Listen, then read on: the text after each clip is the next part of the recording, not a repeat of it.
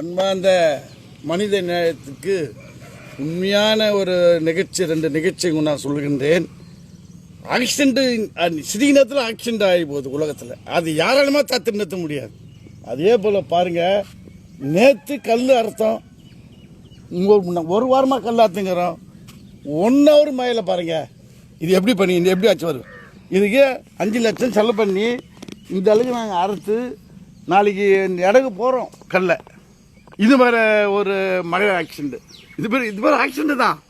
அது மாதிரி ஒரு எப்படி சொல்ல வர்றேன்னா, இந்த மழை வர்றதும் குழந்தை போடுறதுக்கும் துல்லியமாக யாருக்குமே தெரியாது. இது தற்செயலே நடக்கிற நிகழ்ச்சி. ஆக்சிடென்ட் இது ரெண்டும் ஒன்று தான். ஏன் நான் சொல்ல வர்றேன்னா, கடவுளுக்கு தெரியாத மழை பெய்யுறது. ஒரு கதை போட்டுக்கிறேன் நான். அப்படியே அந்த பரமசிவனுக்கு பார்வதி தேவிக்கு தெரியாதான் மழை பெய்யறதுக்கா என்ன. ஒரு நிமிஷம் குழந்தை முன்ன போகிறது பின்னாடி அதுக்கு தெரியாதான், கடவுளுக்கே தெரியாதான். அப்படியாப்பட்ட மழை பாருங்க உலகத்தில். இது போல் ஒரு விவசாயிங்க ஒரு வீடு கட்டலான்ட்டு கல் போடா, இது போல் விவசாயிங்க போகிறாங்க உலகத்தில். அத்தனை விவசாயிங்கன்னு சொல்கிறேன் நான், வியாபாரி கிடையாது. விவசாயி ஒரு வீடு கட்டலான்ட்டு இது போல் கல் போட்டால், இது போல் ஒரு ஆக்சிடென்ட் மாதிரி இது நிறையத்துக்கு 5 வருஷம் ஆகும்.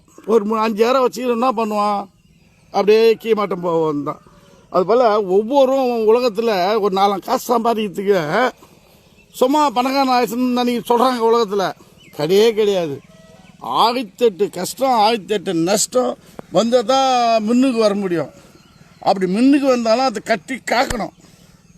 சில அவங்க அந்த 100 வருஷத்துலாம் சொத்து போயிடும், சில சொத்து போயிடும், சில சொத்து இருக்கும், சில சொத்து 7 வருஷம் 7 தலைமுறை இருக்கும், சில 7 தலைமுறையாக இருக்கும் ஒரு குடும்பத்தில். இது உலக நீதி, நான் சொல்லலை, உலக நீதி சொல்லுது. ராமாயணத்திலும் சரி மகாபாரதத்தில் எல்லாமே தான் சொல்லுது. இது பாருங்க எப்படி இந்த மழை பெஞ்சு ஒரு சிட்டி நேரத்தில் ஒரு 1/2 hourல இந்த மழை பெஞ்சு ஊற்றிச்சு. இவ்வளோ நஷ்டம் பாருங்க. அப்படியாப்பட்ட ஒரு விவசாயி துன்பம், இரவு பகல், ஆண் பெண்ணு இடது கைட்டது மாறி மாறி ஒரு விவசாயி கஷ்டப்படுறான்.